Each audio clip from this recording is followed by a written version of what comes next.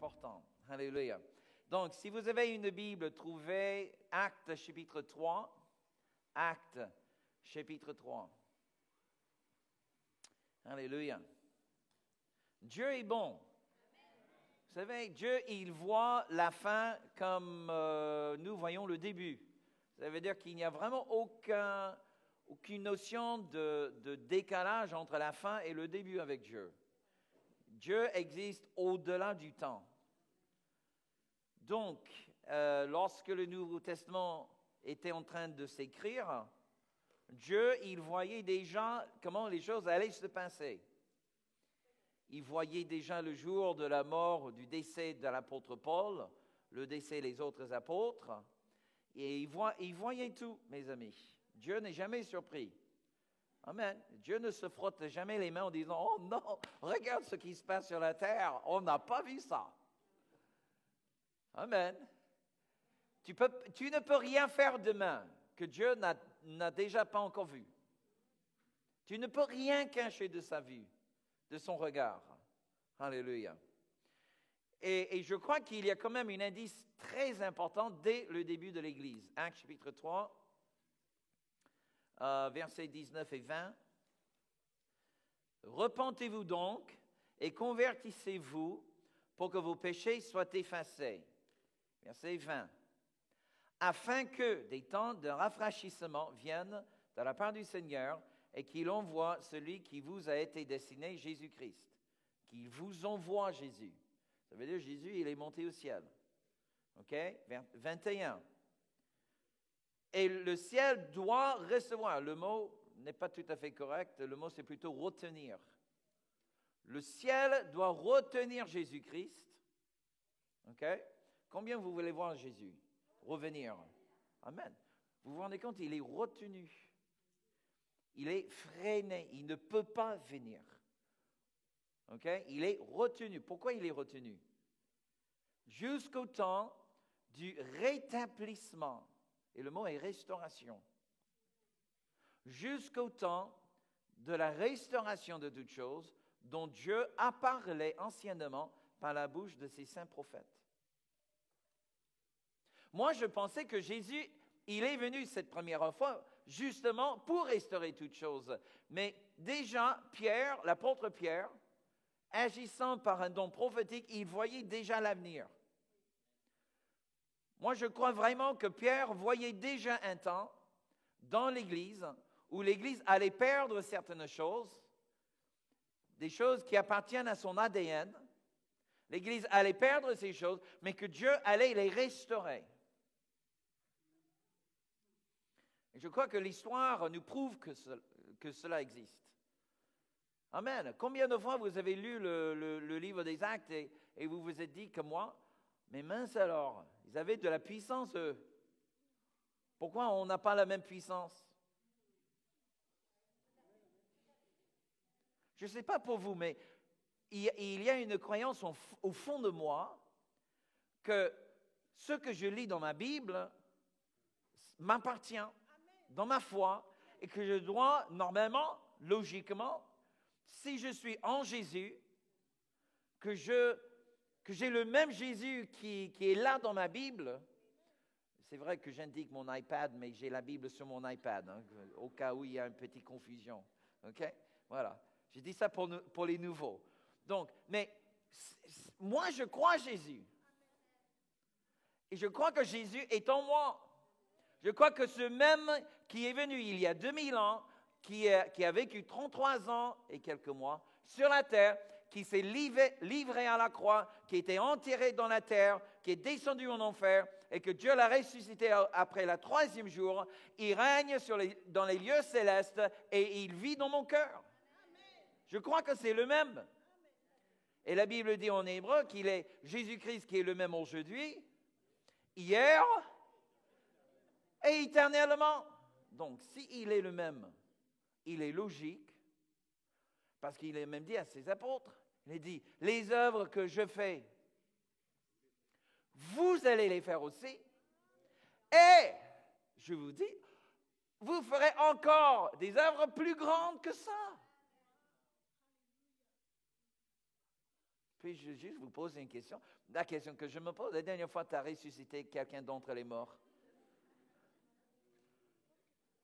Oui, mardi après-midi à 3 heures. Ouais. Bon, c'était juste la première parmi une dizaine de la semaine. Mais bon, qui compte aujourd'hui? Ben non, mais est-ce que vous voyez ce que je veux dire? J'ai dit, mais mince alors, je lis ma Bible, je vis en décalage. Hello? Il y a un problème là. Où sont nos apôtres aujourd'hui? Il y avait plein d'apôtres dans la Bible. Vous savez que j'ai fait une étude sur les apôtres dans le Nouveau Testament. J'en ai compté 22. 22 apôtres mentionnés dans le Nouveau Testament. Ben, vous connaissez combien aujourd'hui? Et des prophètes, il y en avait plein. À tel point qu'à Antioche, il disait qu'à l'église d'Antioche, il y avait des prophètes et des enseignants. Tout le monde le voyait. C'est extraordinaire, j'ai dit, mais Seigneur, mince alors, on vit en décalage. Et je crois que l'apôtre Pierre, il avait déjà, par une indication de l'Esprit, par une inspiration, il avait déjà vu le jour où l'Église allait perdre sa gloire. Et que petit à petit, au fil des années, peut-être même des décennies, des siècles, que Dieu allait petit à petit restaurer à son Église ce qu'elle avait perdu. Et je crois que nous sommes dans ces temps de restauration. Amen. Nous sommes dans un temps de restauration. Et c'est-à-dire que moi, je suis venu à Jésus en 1974. Ah oui, ça fait un bail. Wow. J'étais élevé dans l'église, plutôt ce qu'on pourrait dire une église traditionnelle. Baptisé en tant qu'enfant. Mon père était le responsable pour la chorale de l'église, une grande église réformée dans les banlieues chics de Washington. C'est un petit peu la Neuilly-sur-Seine de Washington, si vous voyez un peu. Et j'étais élevé dans ce contexte religieux. La seule fois où j'ai entendu le mot Jésus, c'était dans le parking de l'église, et lorsque quelqu'un s'est fait mal, et il s'est servi du mot comme un gros mot. Mais je n'ai jamais entendu le mot de Jésus proclamé à l'intérieur du bâtiment par la foi. Et j'ai dit, mais il y a un problème ici. C'est ça un chrétien?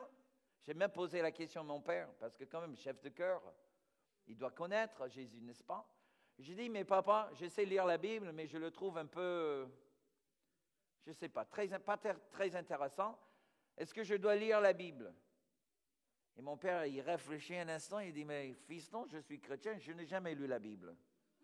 Je dis, très bien, ça me convient. Un autre jour, j'ai demandé à mon papa, j'ai dit, mais papa, pourquoi on est chrétien? Donc il réfléchit. Fiston, on n'est pas musulman, on n'est pas hindou, on n'est pas bouddhiste, donc ça ne laisse que de chrétiens. Je dis, ok, ça me convient.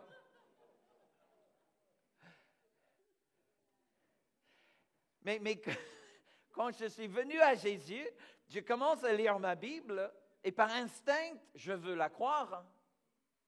Je dis, mais waouh, il y a des choses extraordinaires dans la Bible. Moi, je crois que je dois pouvoir les faire aussi, mais pourquoi je n'arrive pas? Pourquoi quand je regarde la situation de nos églises aujourd'hui, je ne vois pas la même pureté, la même puissance, la même gloire que je vois, chose que je constate dans ma Bible. Est-ce que vous voyez ce? Et ce n'est pas une critique, hein, c'est un constat. Hello? Et j'espère que vous aimez notre Église. Mais en même temps, j'espère que vous n'êtes pas entièrement satisfait. C'est un peu comme faire du vélo. On maintient l'équilibre entre deux côtés. C'est-à-dire que d'un côté, on aime ce qu'on a, ce que Dieu nous a fait, mais en même temps, on n'est pas entièrement satisfait, on veut plus. Et c'est ce désir pour avoir plus de Dieu qui nous pousse vers les découvertes. Et je crois que l'une des choses dans notre génération, l'une des choses particulières que Dieu est en train de restaurer, c'est quelque chose perdu par rapport à Israël. Regardez bien autour de vous. Est-ce que vous voyez une étoile de David? que vous voyez un drapeau d'Israël? OK. Est-ce que vous voyez un panneau d'interdiction manger du porc? OK? Non. L'objectif, mes amis, n'est pas de judaïser les chrétiens. L'objectif n'est pas de messianiser le judaïsme. L'objectif, c'est de comprendre qu'est-ce que Dieu voulait faire. Qu'est-ce que la Bible nous dit à propos d'un sujet que l'Église a bien perdu depuis des siècles et des siècles. Et c'est ça. Dieu a-t-il un plan pour Israël? Tout court. Est-ce qu'il a un plan? Lequel? Lequel? Quel est le plan de Dieu? OK? Et en parlant d'Israël, quelle est la différence entre Israël, l'Église, et le royaume céleste? C'est quoi la différence? Est-ce que c'est tous la même chose ou est-ce que c'est différent? Dieu veut-il qu'on accepte les traditions juives? Les hommes commencent à porter le kippa, les hommes qui passent par la circoncision de la chair. Je n'ai pas eu un amen. Faut-il, en tant que quelqu'un qui croit que Dieu a un plan pour Israël, est-ce que ça veut dire que les bijouteries qu'on a en tant qu'évangélique, là on voit la croix, est-ce qu'il faut le remplacer avec une étoile de David? Ou si on est vraiment cool, c'est l'étoile de David avec une croix au milieu. OK? Mais vraiment cool, c'est l'étoile de David, une croix entourée d'un poisson. Ce qui doit passer par la tête d'un juif aujourd'hui quand il voit un tel truc, je ne sais même pas, je ne veux même pas y aller, honnêtement. OK? Honnêtement, je ne suis pas vraiment dans les symboles. OK? Du tout.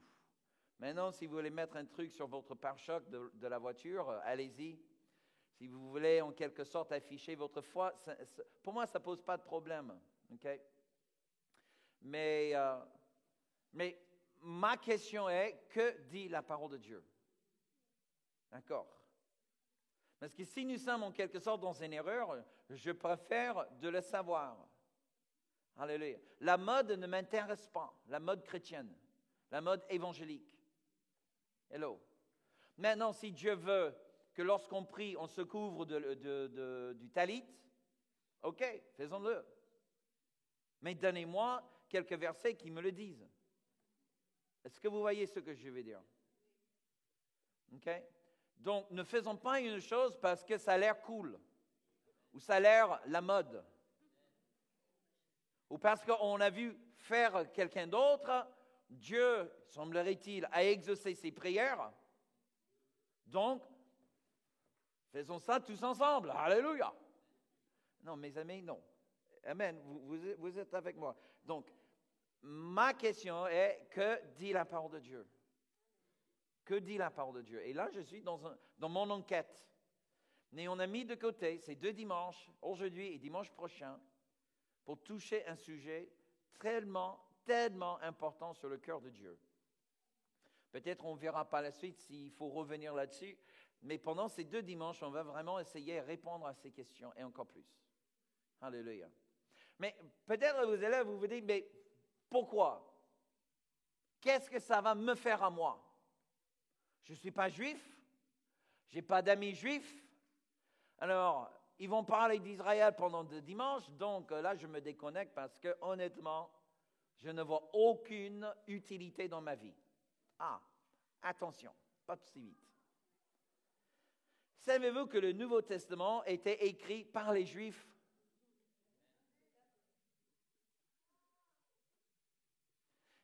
Je ne sais pas si vous avez jamais lu un livre écrit par un Américain,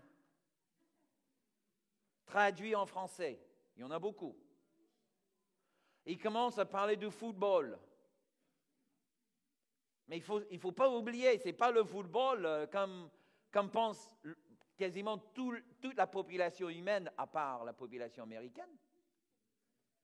Parce que quand vous dites foot ou football, chez nous, c'est le soccer. Chez nous, le football, c'est unique chez nous. Il n'y a pas un autre pays qui le joue, OK? Ce n'est pas un sport international. Le football américain, c'est balèze, hein? Et si l'écrivain il tire des exemples de football américain, honnêtement, vous serez un peu paumé parce que vous ne connaissez rien sur le football. À moins que vous avez passé un peu de temps aux États-Unis, que vous avez goûté un peu de cette culture du football américain. Est-ce que vous voyez? Donc, encore une fois, le Nouveau Testament est écrit par les Juifs.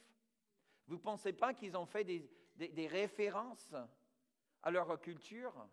Donc, si nous disons, si nous prenons une attitude, moi, je ne suis pas juif, je m'en fiche complètement du monde juif, vous vous rendez compte? Vous allez vous priver d'une bonne partie de votre Bible. Parce que vous n'allez pas comprendre le contexte dans lequel la Bible a été écrite. Donc, c'est important. Si je vous dis que l'Église est composée de juifs et non-juifs, la vraie Église, le plan de Dieu était que son Église soit composée de juifs et non-juifs, circoncis dans la chair et non circoncis dans la chair. Donc, comment nous pouvons avoir une attitude « je m'en fiche complètement » s'il y a des juifs ou non? Si c'était le plan de Dieu. Hello. Amen. Parce que mes amis, je vous rappelle, même c'est vrai, dans l'Occident, on pense que Jésus est mort uniquement pour moi. C'est faux. Jésus, la Bible dit, s'est livré à la croix pour l'Église. Hello. Il s'est livré à la croix pour l'Église. Donc, c'est important. Alléluia. Imaginez un instant que dès la naissance, vous vous faites adopter par une famille royale. OK? Vous vous faites adopter par une famille royale. Vous entrez en tant que bébé, vous avez tous les privilèges de la famille royale, même si vos parents biologiques étaient vraiment des pauvres. Et vers l'âge de 3 ans, 4 ans, les parents biologiques découvrent où tu habites. Ils entrent dans la maison dans la nuit et ils te kidnappent. Ils te ramènent dans les quartiers les plus pauvres de la cité et tu ignores que tu étais objet d'une adoption par une famille royale. Ils te cherchent pendant des années, des années, des années. Mais tu grandis avec une mentalité de quelqu'un dans la cité. Hello? Est-ce que ça ne vous intéresserait pas de peut-être découvrir un jour qu'en fait, quelqu'un t'a choisi pour te mettre dans une famille royale, avec tous les privilèges, avec tout l'héritage? Est-ce que ça vous intéresserait? Est-ce que ça pourrait changer votre existence? Mais puis-je dire, c'est exactement ce que Dieu a fait pour nous. Alléluia. Nous étions adoptés dans une famille royale, une famille élue, une famille choisie parmi toutes les familles de la terre. Le problème, c'est que quelqu'un est venu au cours de l'histoire et nous a piqué de cette famille pour nous remettre dans la pauvreté spirituelle, une pauvreté païenne. Il y a tellement de paganisme dans notre religion, dans notre foi, que nous ne voyons aucun problème avec un Père Noël. Désolé. OK, si je vous offense, désolé. Mais si vous pouvez me trouver le Père Noël dans la Bible, il n'y a pas de problème. Mais je le trouve quand même assez bizarre que nous des bons protestants, on crie, on n'est pas comme les catholiques. Nous, c'est la parole de Dieu. Ah oui? Eh bien, Père Noël, il est où dans la parole de Dieu? Et ce merveilleux lapin au chocolat que tu as mangé dimanche dernier? OK, il est où dans la parole de Dieu? Merci. Donc, alléluia. Dieu, je pense, encore une fois, j'insiste, il y a un décalage. Donc, la question sur Israël, ça concerne tout le monde. Amen. Mais pourquoi la question se pose même? Là, il faut que je vous donne quand même un petit historique pour comprendre exactement pourquoi aujourd'hui on pose la question sur Israël. Pourquoi il y a certains chrétiens, ce qu'on appelle les sionistes. Les sionistes, c'est vraiment, même honnêtement, j'ai rencontré des gens, des chrétiens qui croient même que le juif, il est sauvé sans Jésus. Là, j'ai du mal. Hein. J'ai vraiment du mal avec ça. Par rapport à ma Bible. Par rapport à ce que disent les apôtres de Dieu, qui étaient tous les juifs. OK? Donc, mais à l'autre extrême, on trouve les gens qui sont vraiment antisémites. Ce sont ceux qui ont tué le Christ. Donc Dieu, il a rejeté Israël, point barre. Et Dieu, l'État d'Israël actuel, c'est vraiment une aberration. Hello? Vraiment, frères et sœurs, on trouve tous les extrêmes. Tu parles avec tes amis chrétiens d'autres églises. Alors là, vous verrez toutes sortes de réactions. Ceux qui se disent, honnêtement, j'avais un frère, un très bon ami, très proche ami, qui me disait, Robert, si tu veux que Dieu double ton ministère, envoie ta dîme à Israël. Donne ta dîme à un juif en Israël et Dieu doublera ton ministère. Je dis, quoi? Montre-moi ça dans la Bible. Oui, la Bible le dit en plus. Ah bon? Oui, Romains 13. J'écoute mon frère, je connais bien le Romains 13. On va le lire ensemble à voix haute. Pour être sûr que nous lisons de la même Bible. On a lu tout le chapitre, il n'y a rien dedans qui indique que Dieu doublera mon ministère parce que je donne ma dîme à un juif en Israël. Il y a vraiment de tout et de n'importe quoi. Mais c'est un sujet au cœur de Dieu. Donc, je préfère ne pas me cacher les yeux, prétendre que le sujet n'est pas important, mais on va traiter le sujet, j'espère, non pas d'un point de vue émotionnel, mais d'un point de vue doctrinal. Que dit la parole de Dieu? Jésus était clair dans son ministère. Je suis venu pour la maison perdue d'Israël. Il était clair. Il est venu pour les Juifs. Mais il est mort pour les nations. Car Dieu a tant aimé le monde. Le monde. Pas Israël. Hello. Amen. Jésus était la réponse à la promesse que Dieu a donnée à Abraham.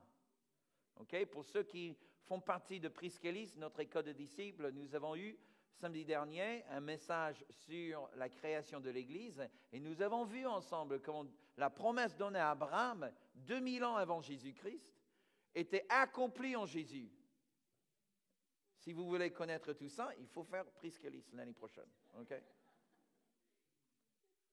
Les apôtres étaient aussi bien clairs que pour eux, l'Évangile vient des Juifs, l'Évangile est d'abord pour les Juifs, ensuite pour le non-Juif.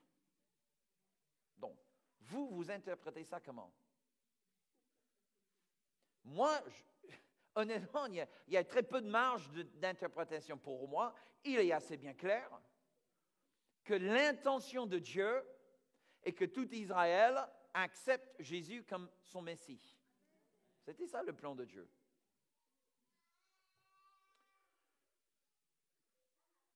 Au 1er siècle, on ne parlait pas du christianisme.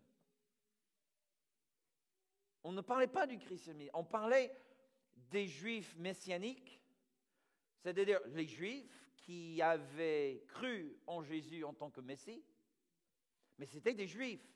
On ne disait pas chrétiens. Et même si tu n'étais pas juif de naissance, mais que tu décidais d'accepter Jésus-Christ, tu étais appelé un Nazaréen. Quelqu'un qui suivait ou qui croyait à Jésus de Nazareth. Le mot chrétien vient bien plus tard. Mais au temps de la Bible, au temps que les épîtres étaient écrits, on ne parlait jamais de la religion chrétienne. Ça n'existait pas. C'était la religion des Juifs. et que maintenant il existe dans le judaïsme une branche qui accepte aussi les non-juifs à cause de leur foi en Jésus. Est-ce que vous me suivez? C'est très important. Nous avons aussi la foi. Prenons l'apôtre Paul. Vous savez qu'il y a aujourd'hui beaucoup de Juifs qui veulent reconstruire le temple et remettre en place les sacrifices. Encore une fois, des telles réactions parmi les chrétiens, j'ai dit, c'est pas possible, Seigneur. C'est vraiment pas possible. On dirait que les gens n'ont jamais lu la Bible. Ah oui, beaucoup de chrétiens voient ça comme un truc scandaleux. Ah ben non, ils ne peuvent pas commencer les sacrifices parce que ça va défaire en quelque sorte le Nouveau Testament. Attends, le Nouveau Testament a été écrit pendant que le temple existait. Alors s'il veut refaire un temple, qu'est-ce que ça va faire à ma Bible? Rien du tout. Hello, ma Bible a été écrite avec un temple existant, de continuer les sacrifices après Jésus. Hello. Même tout le livre aux Hébreux était écrit ayant le temple en place. OK? Et même l'écrivain aux Hébreux disait que le temple actuel, le temple physique, n'est qu'un miroir du vrai temple céleste. Là où Jésus est entré avec son sang, il a versé son sang sur le propitiatoire céleste pour le pardon des péchés du monde. Vous n'avez pas lu ça dans votre Bible? OK, parce qu'il est là dans la Bible. D'accord, donc ça ne pose strictement aucun problème et ça ne posait pas de problème pour l'apôtre Paul, qui parfois même gardait certains vœux. Des Juifs, vous vous souvenez, lorsqu'il est allé dans le temple pour se raser la tête, c'était parce qu'il avait fait un vœu nazérien. Non, pas nazarien, si. Nazirien, voilà. Oui. Là, on ne se coupe pas les cheveux. Nazirien, c'est rien. C'est dans la Bible, OK? Excusez-moi. OK? Mais c'était un vœu que faisaient les Juifs selon Samson, qui ne s'est pas coupé les cheveux. Donc, pendant des années, on ne se coupe pas les cheveux. C'est un vœu. Et puis, une fois que le vœu est achevé, on va dans le temple et on se rase la tête. Et les cheveux deviennent une offrande à Dieu. Et ce qu'a fait l'apôtre Paul. L'apôtre de la grâce. L'apôtre qui insistait qu'on n'est pas sauvé par nos œuvres, mais par la foi dans la grâce de Dieu. Donc, pour lui accomplir un vœu ne posait strictement aucun problème à la doctrine de la grâce. Est-ce que vous me suivez? Donc, il ne faut pas avoir peur qu'un jour, peut-être, il y a un troisième temple. Ça ne change en aucun cas notre foi. Amen. Et ça n'impactait pas du tout la foi de Paul. Il restait quand même l'apôtre aux non-juifs, tout en gardant certains vœux de juifs. OK. Que se passe-t-il? Il y a 3 événements très importants dans la vie de l'Église qui se passent juste à la clôture des épîtres. C'est pour ça que les épîtres ne nous parlent pas. Première chose qui se passe, c'est la mort de l'apôtre Pierre. OK, vers 66. Deuxième, c'était la mort de l'apôtre Paul, vers 68, 2 ans après Pierre. OK? Ces 2 événements étaient ressentis dans toute l'Église. Mais il y avait un autre événement, 2 ans après la mort de l'apôtre Paul, qui était cataclysmique pour les Juifs. Est-ce que vous vous souvenez quel événement? La destruction du temple. OK? La destruction du temple en 70. Rome a détruit le temple. À peu près 50 à 60 ans plus tard, il y avait ce qu'on appelle la deuxième révolte. Là, on est maintenant vers l'an 130. L'apôtre Jean est décédé, okay? Mais on se souvient toujours de lui. Okay? Mais vers 130, il y avait la deuxième révolte des Juifs. Et là, l'armée romaine est venue et a complètement rasé toute la ville de Jérusalem a changé le nom et a dispersé tous les Juifs. Ils ont forcé tous les Juifs de quitter la ville de Jérusalem. C'est ce qu'on appelle diaspora. D'accord? Il y avait une bonne partie qui sont immigrés vers l'Europe centrale, et on les appelle les Ashkenaz, excusez-moi si je ne les dis pas correctement. Une autre communauté est allée vers l'Espagne, Portugal, séfarades, et on les retrouve aussi dans l'Afrique du Nord. C'était les deux branches principales. Il y a d'autres juifs dans le monde, mais bon, voilà les deux branches principales. Okay? Après la diaspora. Les pères de l'Église à cette époque-là, ils cherchaient une explication pour la destruction du temple et la diaspora des Juifs. Et à partir de là, ils commençaient à dire, certainement Dieu, il a rejeté Israël, parce qu'Israël a rejeté leur Messie. C'était vraiment le début de la séparation. C'était comme un couple marié qui se sépare parce qu'il ne voit plus les choses de la même manière. Mais il fallait attendre l'arrivée de l'empereur Constantin, avec sa soi-disant conversion. Et l'un des premiers conciles de l'Église, qui s'appelle le concile de Nicée, là où ils ont officialisé le divorce. Et puis dans l'Empire romain, ils ont interdit toute pratique juive dans les églises, les chants juifs, les danses juives et toute commémoration des fêtes bibliques. C'était interdit. Donc, si tu veux interdire une chose, c'est parce que la chose existe encore. Amen. Ça veut dire que malgré la séparation, malgré la diaspora, quand même l'Église maintenait une certaine reconnaissance de ces fêtes jusqu'à 368, le jour de l'édit. Donc, presque 4 siècles, frères et sœurs, d'une vie d'Église. Et je vous rappelle que c'est l'Église qui était en puissance et qui a renversé éventuellement l'Empire romain,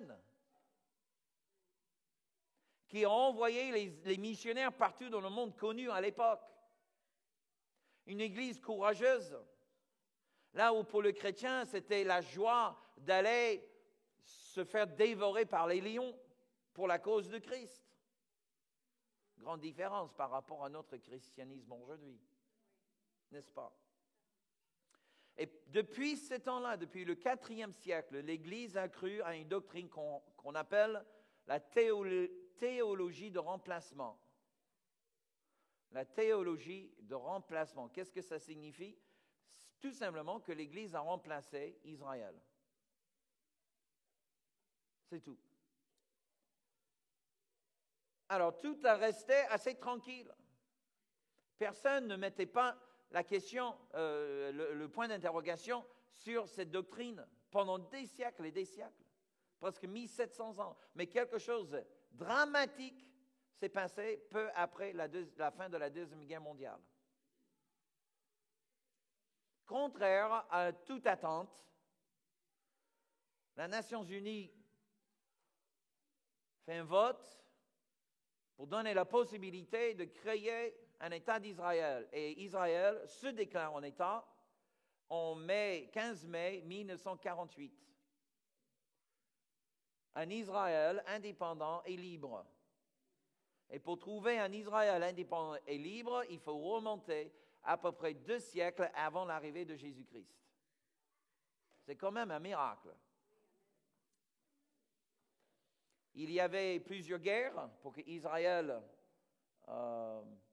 affermisse son indépendance. Jérusalem était repris en 67, qui était aussi un événement cataclysmique en quelque sorte. À cause de cela, mes amis, nous sommes confrontés de la question d'Israël. Et surtout, si vous êtes né depuis 1948, et encore plus depuis 1967, la question d'Israël vous concerne encore plus. Parce que c'est votre génération, notre génération, qui est confrontée d'une question sur Israël qu'aucune autre génération n'était confrontée. C'est pour ça que c'est important pour nous d'avoir le courage, l'honnêteté et la transparence pour mener une enquête. Mais pour être très franc avec vous, et j'aimerais juste prendre l'occasion, je ne pense pas que je l'ai fait dans un contexte public, mais j'aimerais juste partager un petit peu mon parcours personnel. J'ai fait toutes les extrémités émotionnelles au sujet de la doctrine concernant Israël. Il fut un temps, quand j'étais très jeune, où je me présentais aux autres étant juif. Je portais l'étoile de David, j'avais le drapeau d'Israël partout. Ah oui, moi j'étais juif et les gens étaient surpris. Ah bon, tu es juif? J'ignorais que tes parents sont juifs. Ben, ils ne le sont pas. Il n'y a que moi. Et comment ça que, il n'y a que toi dans la famille, tu t'es converti? Ah ben non. Mais comment ça que tu es juif? Ben, je crois en Jésus. Les gens ne comprenaient pas, moi non plus, mais bon, peu importe. C'était un peu la mode. Il ne s'agit pas de comprendre, il s'agit juste de... Voilà. Et puis, après avoir entendu un message sur la sorcellerie, et que dans ce message, on disait que l'étoile à 6 points était un symbole démoniaque, et que ça attire les démons. Je dis, ah, quelle horreur! Je l'ai arraché de mon cou, je l'ai jeté à la poubelle. Tu vois, j'ai sorti la crucifix, j'ai dit, oh, loin de moi! Et j'ai fait tous les extrêmes émotionnels. Vraiment, je l'ai fait.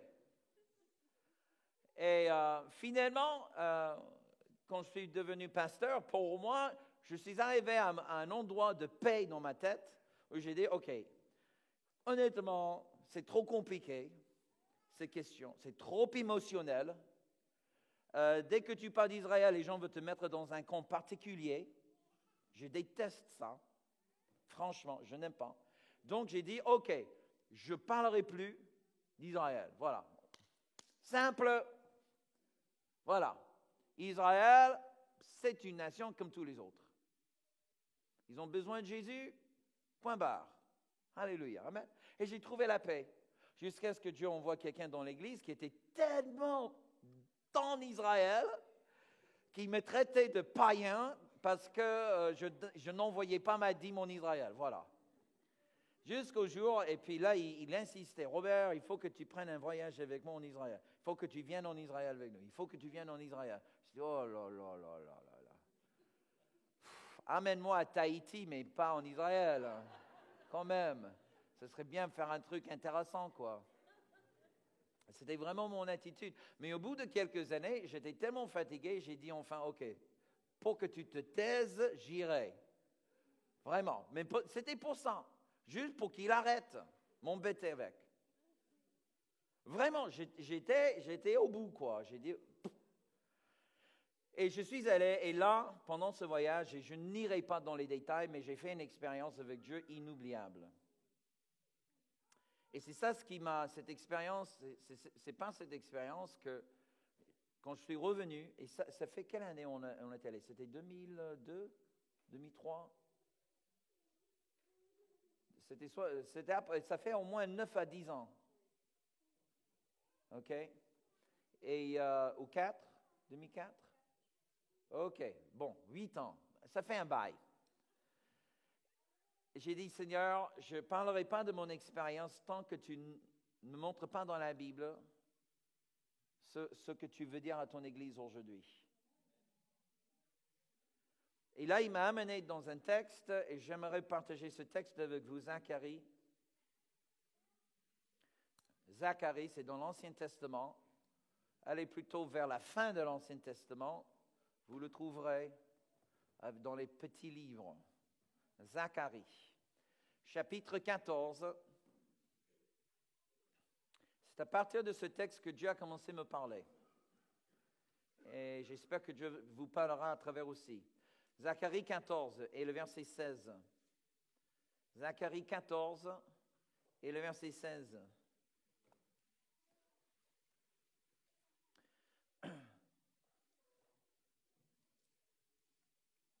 Tous ceux qui resteront de toutes les nations venues contre Jérusalem monteront chaque année pour se prosterner devant le roi, l'Éternel des armées, et pour célébrer la fête des tabernacles.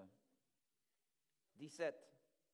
S'il y a des familles de la terre qui ne montent pas à Jérusalem pour se prosterner devant le roi, l'Éternel des armées, la pluie ne tombera pas sur elles. Si la famille d'Égypte ne monte pas, si elle ne vient pas, la pluie ne tombera pas sur elle. Elle sera frappée de la plaie dont l'Éternel frappera les nations qui ne monteront pas pour célébrer la fête des tabernacles. Donc, ce sera le châtiment de l'Égypte, le châtiment de toutes les nations qui ne monteront pas pour célébrer la fête des tabernacles. C'est là où j'ai dit, Seigneur, OK. Là, il y a une bénédiction pour toutes les nations. Nous sommes les nations. OK? Le mot en hébreu nation, c'est le mot goïm, qui signifie tous ceux qui ne sont pas juifs, en gros. OK? Et voilà ceux qui disent, tous ceux qui ne sont pas les juifs, une fois par an, ils vont monter à Jérusalem pour se prosterner devant le Dieu d'Israël. Et pour fêter la fête de tabernacle. Quand j'ai lu ça, j'ai dit, Seigneur, c'est quoi la fête de tabernacle? Si tu m'attends à Jérusalem pour la fête de tabernacle et je ne sais même pas de quoi il s'agit, c'est pas bon. Hello? Coucou, vous êtes là? Et d'ailleurs, je l'ai trouvé légèrement suspect, que le chrétien, OK, si vraiment Dieu nous attend à Jérusalem pour la fête de tabernacle, OK, vous ne trouvez pas ça un petit peu suspect que parmi les 3 fêtes principales en Israël, c'est le Pessah, Pâques, OK, il y a le Shavuot ou Pentecôte, et il y a Sukkot ou Tabernacle. Que nous les chrétiens, nous célébrons lesquels? Pâques et Pentecôte. Pourtant, Dieu ne nous attend pas pour ces 2 fêtes-là. Il nous attend uniquement pour la fête de Tabernacle. Et c'est la fête que nous ne connaissons pas du tout. Vous ne trouvez pas ça un petit peu suspect? Moi, je dis, tiens, Dieu, il a fixé un rendez-vous avec tous ceux qui ne sont pas les Juifs sur une fête mentionnée dans la Bible. Et ceux qui viennent sont bénis, ceux qui ne viennent pas sont maudits. Je dis, tiens, à quel moment ils ont mis ça dans ma Bible? Parce qu'elle n'était pas là avant. Je suis dans le Seigneur depuis 1974 et je n'ai jamais lu ce verset. Ils ont dû glisser ça dans ma Bible il y a quelques années parce que ce verset n'était pas là avant. J'en suis sûr et certain. Je dis, waouh! Et honnêtement, j'ai vraiment mis toute ma pensée critique sur ce texte pour trouver la faille. Tu vois, pour trouver l'issue de secours, pour que je puisse dire, ça ne me concerne pas. Le problème, mes amis, on n'a pas le temps ce matin d'aller dans tous les détails pour que je vous montre la recherche que j'ai faite. Il faut juste accepter. Faites votre propre recherche, c'est le mieux. Amen. OK? Mais j'ai fait, et ceux qui ont fait IFCM, vous savez que pour au moins savoir interpréter les Écritures correctement, pour moi, c'est primordial. Vous le savez bien. Et j'ai appliqué tous mes outils d'interprétation biblique pour trouver l'issue de secours. Il n'y en a pas. Il n'y a pas d'issue à part la foi et l'obéissance. Je dis, mince alors. Quand j'ai découvert ça, j'avais l'impression que quelqu'un m'a caché quelque chose. Et ça, je vais découvrir. OK, très rapidement, parce qu'il me reste très peu de temps. Si on n'arrive pas à finir, on va finir dimanche prochain. Mais trouvez Romains 11, parce que je sais ce que vous y pensez. Ah, pasteur, c'est de l'Ancien Testament. OK, tout le monde dit l'Ancien Testament. Non, il faut faire comme ça. Okay? L'Ancien Testament. Et tout ce qu'on n'aime pas dans la Bible, on dit l'Ancien Testament. Tu vois, si je lis un truc et je n'aime pas ce truc, je dis, c'est l'Ancien Testament. Ça veut dire que moi, ça ne me regarde pas parce que c'est l'Ancien Testament. Désolé, Romains, c'est Nouveau Testament. OK? Désolé, là, vous ne pouvez pas échapper là. D'accord? Et je suis encore convaincu que depuis 1974, ils avaient caché Romains 11 de ma Bible. Je ne sais pas comment ils ont fait. J'avais dit à tout le monde oui, est-ce que tu as lu toute la Bible, Pasteur Robert? Ah ben oui, plusieurs fois. Je connais ce qui est dans la Bible. Et là, je découvre Romains 11. Je dis, waouh, quelqu'un me l'a caché. C'est pas possible. Comment puis-je être un chrétien depuis tant d'années et pas connaître Romains 11? Parce qu'encore une fois, pour moi, j'avais adhéré à cette notion que Dieu avait rejeté Israël en faveur de l'Église. Et que c'était fini, toute question sur Israël, c'était terminé. Ah bon? Et là, je découvre ma Bible. OK, Romains 11. C'était peut-être le jour où j'ai cherché le lapin au chocolat dans ma Bible, ou le Père Noël.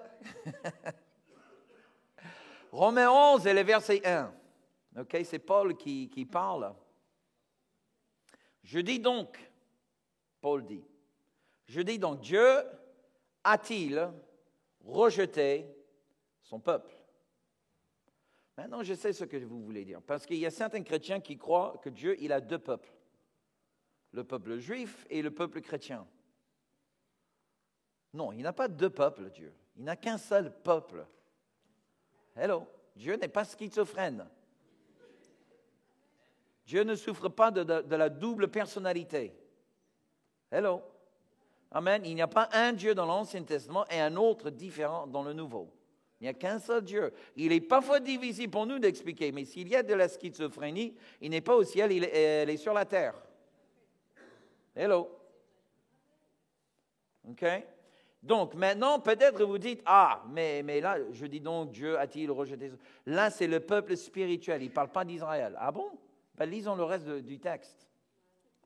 OK? Certes non, car moi aussi, je suis, dis-le, je suis israélite. Au cas où, on pense toujours, il parle d'israélite spirituel, de la descendance d'Abraham.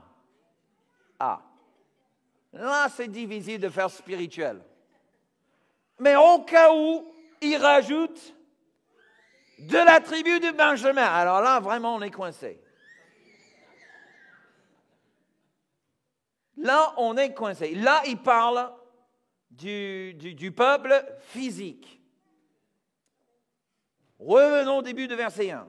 C'est une question très simple. Dieu a-t-il rejeté son peuple? Là, il parle des Israélites. Il parle de la descendance d'Abraham. Il parle de la tribu de Benjamin. Physique, juif physique. Dieu a-t-il rejeté le juif physique? Que dit-il, Paul? Qu'est-ce qu'il dit? Dis-le à voix haute, s'il vous plaît. Certes, non.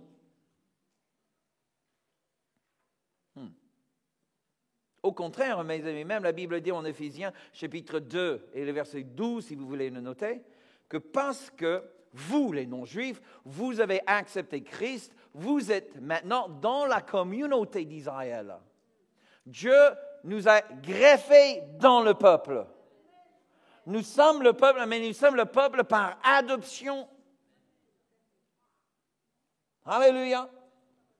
Nous n'avons pas l'ADN d'Abraham en nous, mais nous sommes couverts par le sang de Jésus.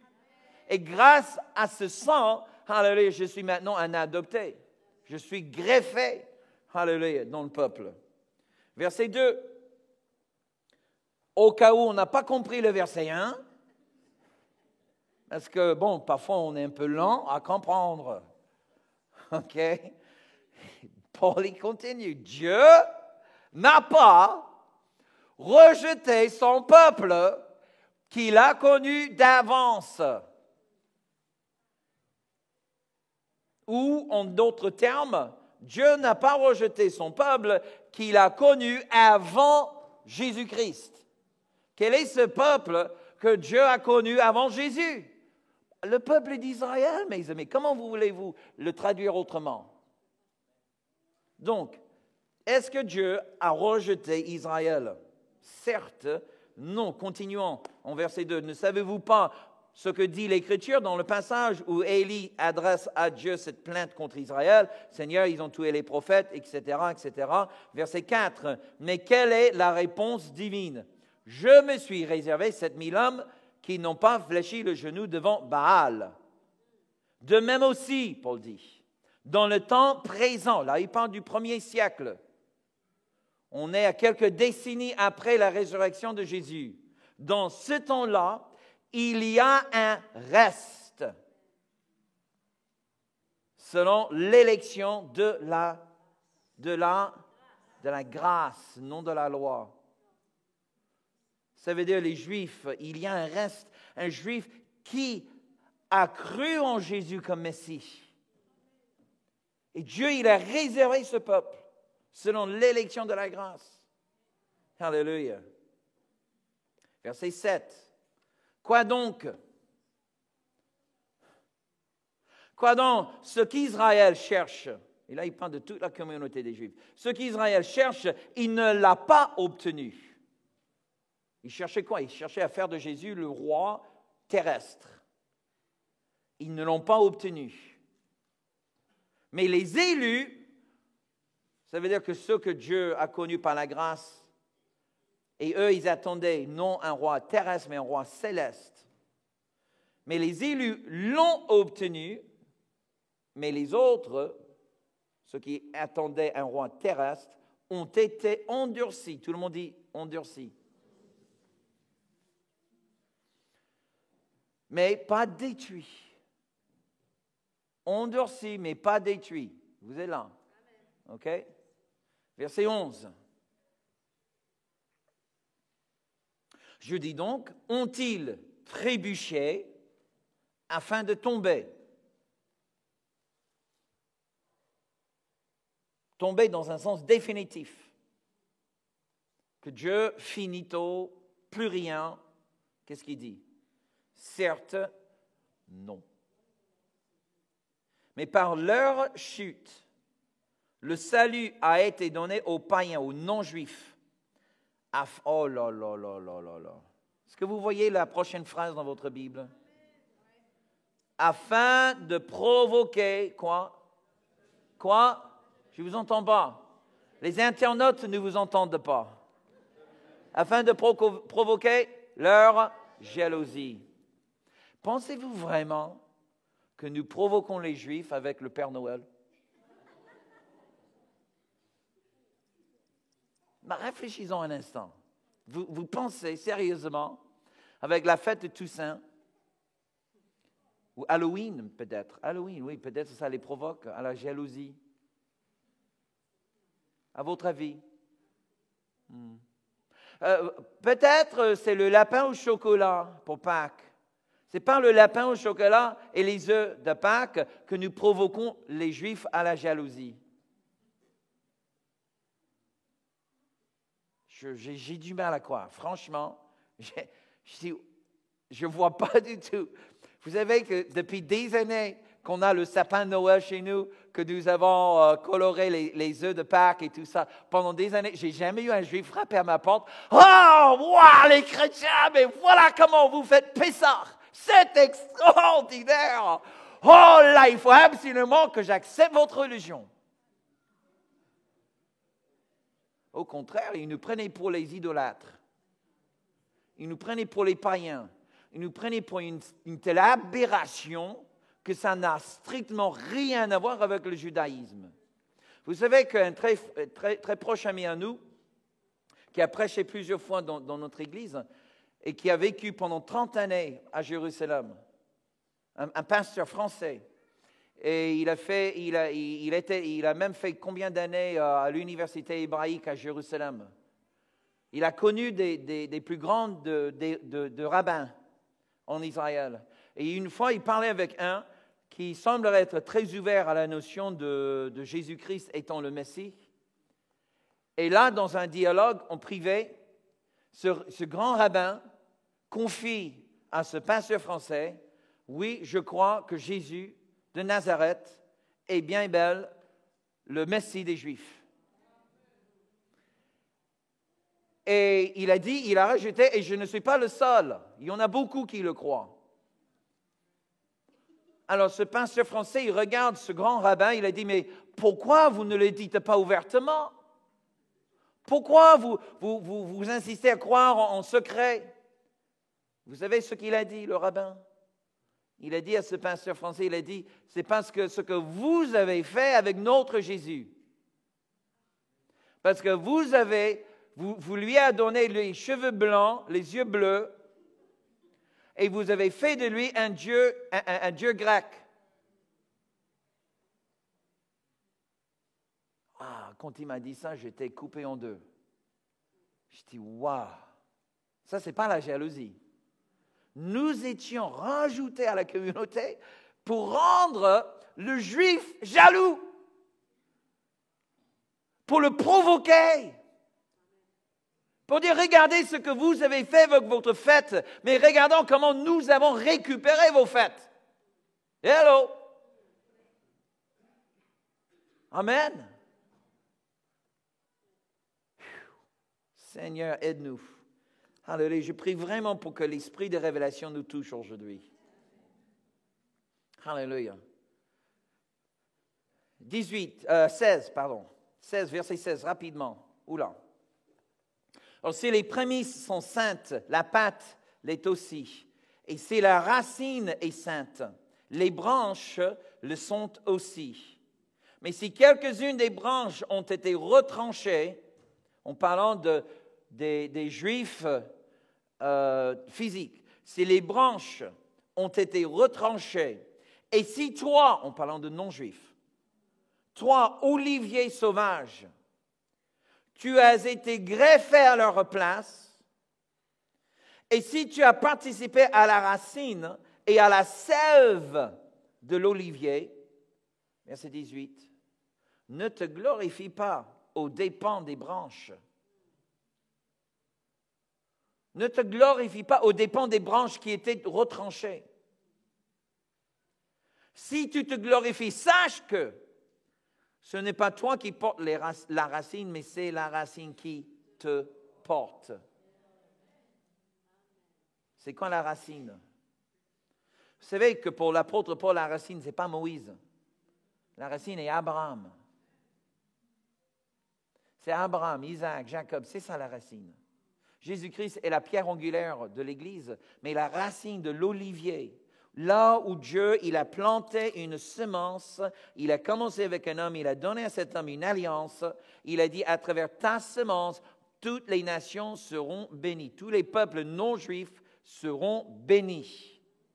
Et la Bible dit en Galates chapitre 3 que cette semence dont Dieu a parlé 2000 ans avant Jésus-Christ, cette semence-là donnée à Abraham en promesse, c'était nul autre que Jésus-Christ, qui est venu pour que même les non-juifs puissent devenir héritiers de la promesse d'Abraham.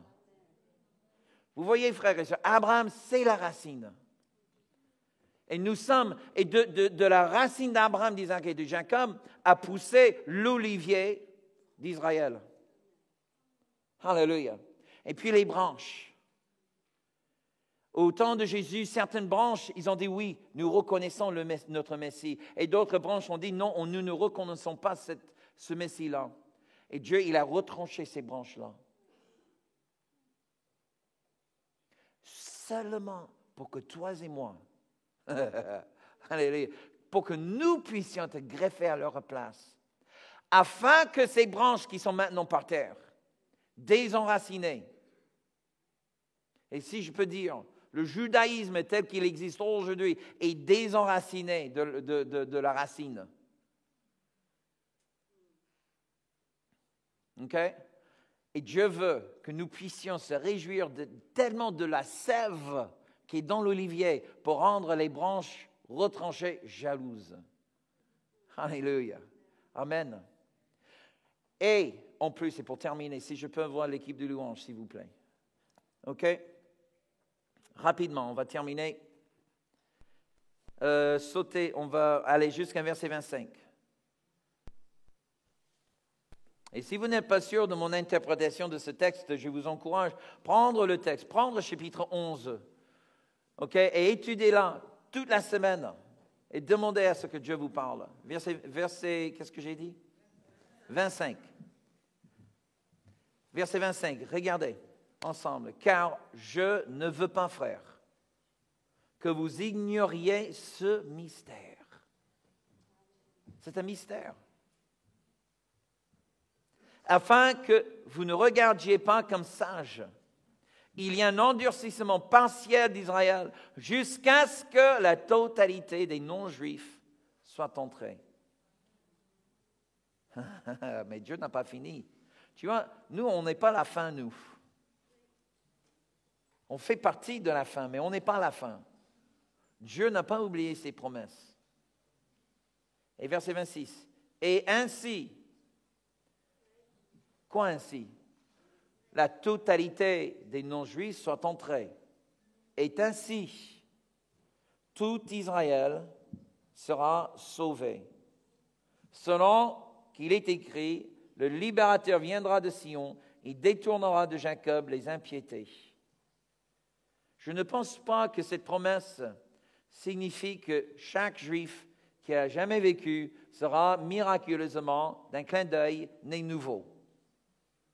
Je pense que la référence à tout Israël, c'est une référence pour ainsi dire, Israël acceptera dans la majorité que Jésus est véritablement le Messie de tout le monde. Je crois que c'est ça ce que ça veut indiquer. Et ainsi, ils viendront en Jésus. Parce qu'il n'y a qu'un seul chemin, il n'y en a pas deux. Amen. C'était un juif qui a dit, il n'y a qu'un seul nom, donné sous le ciel, par lequel tous les hommes doivent être sauvés. Un autre juif a dit, apôtre juif, a dit, Dieu lui a donné un nom qui est au-dessus de tous les autres noms. On parle des noms de Dieu. Et tout genou fléchira, et toute langue confessera, que ce soit la langue juive ou la langue non juive, qu'il est le Seigneur à la gloire du Père. Qu'est-ce que nous devons avoir comme attitude? Et j'aimerais terminer avec cela. J'avais beaucoup plus à dire, mais on va terminer ici. Levez-vous, s'il vous plaît. Numéro 1, et je m'adresse aussi à nos internautes, ainsi qu'à toutes les personnes présentes.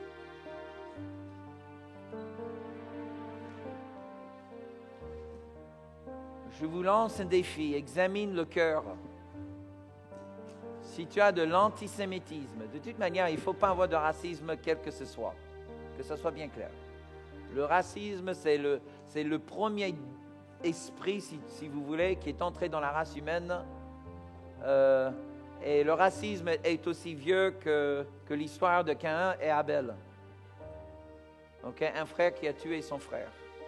D'accord? Tout racisme est mauvais. Mais ce matin, parce qu'on parle d'Israël, je pense que Dieu veut vraiment examiner nos cœurs, veut nous sonder.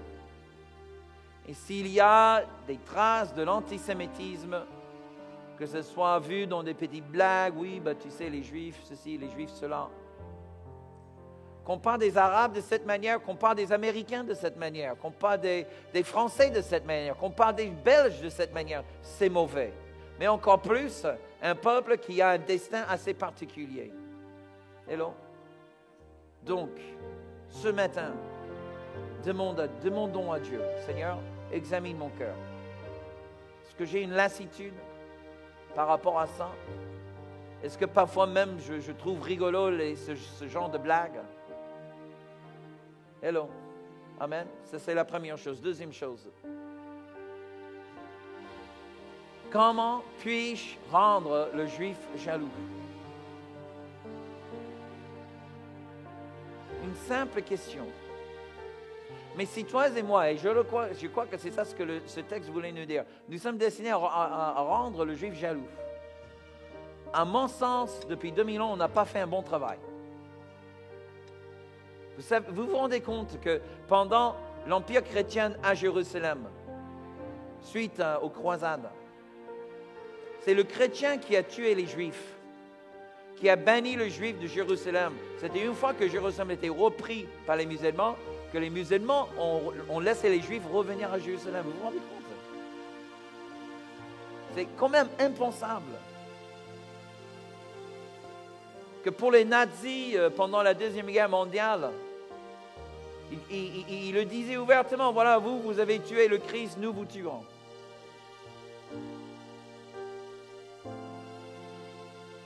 Et je pense vraiment qu'on a fait un très mauvais travail depuis 2000 ans en rendant le Juif jaloux.